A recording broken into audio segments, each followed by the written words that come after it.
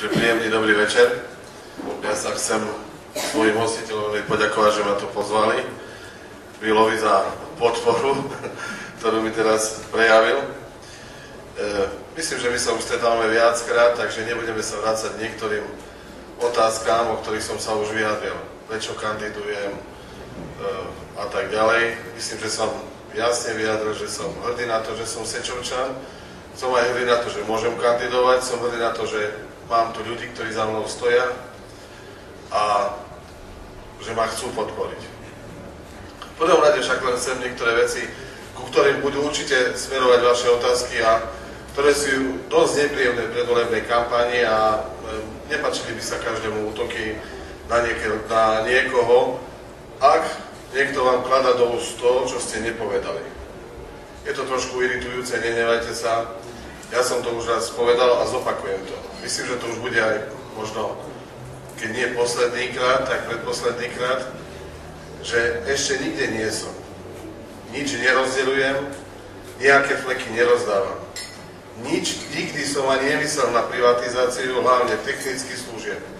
Neruším jasné, neruším centrum voľného času, nič to, čo všetko tu dobre v Sečovciach funguje. Ja tu vám prehlasujem, že sú to všetko pri najmenšom nepravdy, ak nie lži. Dokonca ani polopravdy to nie sú. A za tým si stojím.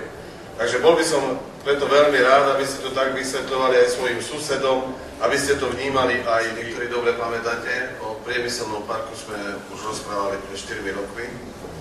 Pred voľbami to, či je dôležitý, alebo nie je dôležitý pre mesto, sa myslím ukazuje teraz. 4 roky prešli, my nemáme park, ale nemáme ani investora žiadneho. Netajím sa tým, že mojou doménou bude školstvo a zdravotníctvo. Myslím, že to na tom nič nezmení. Súhlasím s Jankom, že bolo by dobre sa pozrieť na to financovanie tých jednotlivých škôl. Chodím aj ja na cintorín, chodím okolo jednej školy, chodím okolo druhej školy. Nezdá sa mi, že to je tak transparentne, ako to niekto deklaruje, že obidve školy dostávajú rovnaké financie. Ak je to tak, potom niekde je to nejaký zádrhel, ale som presvedčený, že nie. Čo sa týka kultúry a športu, o kultúre sme už rozprávali minulé, že budovy, ako Janko povedal, musia na seba zarábať a súhlasím, je treba uvažovať nad jednou polifunkčnou budovou, ktorá by splňala podmienky či kina, či kultúrneho domu. Čo sa týka toho ešte tej kultúry, poviem, bodaj by boli každý pol rok, možno aj my by sme tu začali trošku kultúrnejšie žiť, čo sa týka kultúrnych akcií. A čo sa týka športu, tam myslím, že som otvorený všetkým projektom, pretože aktívne som športoval, takže nemám problém. Čo sa týka architektúry, ktoré tu Roman spomenul, myslím, že občianske združenie Sečovčan už dalo nejakú víziu, opakujem znova pre tých, ktorí to nepochopili, není to nič záväzné pre mesto, pre budúcich radných a neviem ako nie. Je to len taký nejaký náznak, ako by sa to ďalej malo rozvíjať. Dostali možnosť architekti proste sa pohrať s nejakou časťou mesta, ako to vidia oni. Sa o tom vedli všelijaké debaty, že to nie je jej program, ale je to program Smeru sociálnej demokracie, ktorý ju podporuje. Súhlasím. Jeden bod, strašne iritujúci bod je, nepovolíme dať slušnošie svätého Cyrila a Metoda dole z Podstavca. Prečo vám to hovorím? Pred chvíľou sa končilo tu vedľa tiež nejaké sedenie a končilo sa to takouto výzvou. Ja vás vyzývam preto touto cestou. Kto vie, kto kedy povedal, alebo kto pustil túto informáciu, že kto, my dáme to dole toho Cyrila dole, či kto ho vlastne dá? Komu vlastne toto deklaruje? Nepovolíme dať.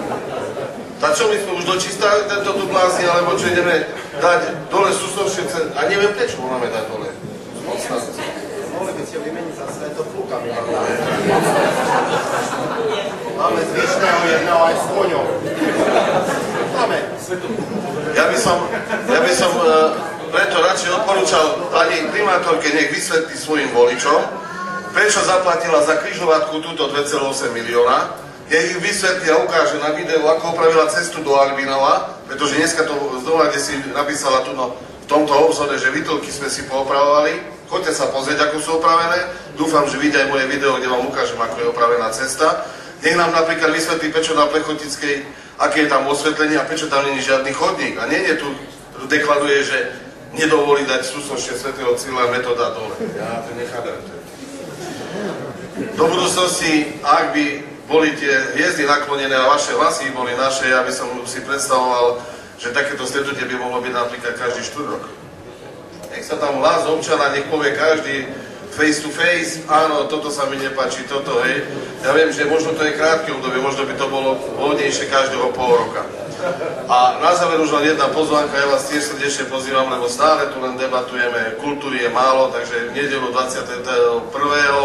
o 19:30 bude tu nejaký, viem, bude to recitál na skle maľované, takže ja vás srdečne pozývam do kultúrneho domu, kde znova vyzývam aj poslancov, dám im priestor, teda kandidátov, prepáčte mi, už som tak o krok vpredu. Takže Marek je ešte poslanec, tak som sa ani tak nezmielil, ale že znova im ponúkam nielen týmto za SDK KDH, aj nezávislým, vidím tu niektorých na 2-3 minútky, keď sú bude aj 4 minútky, kľudne, aby sa predstavili ľuďom, ktorí tam prídu, nech povedia, čo chcú, alebo takto v krátkosti, že nie tak zoširoko, ako my to tu debatujeme. Inak vám všetkým veľmi, veľmi srdečne ďakujem, že ste vôbec dneska prišli.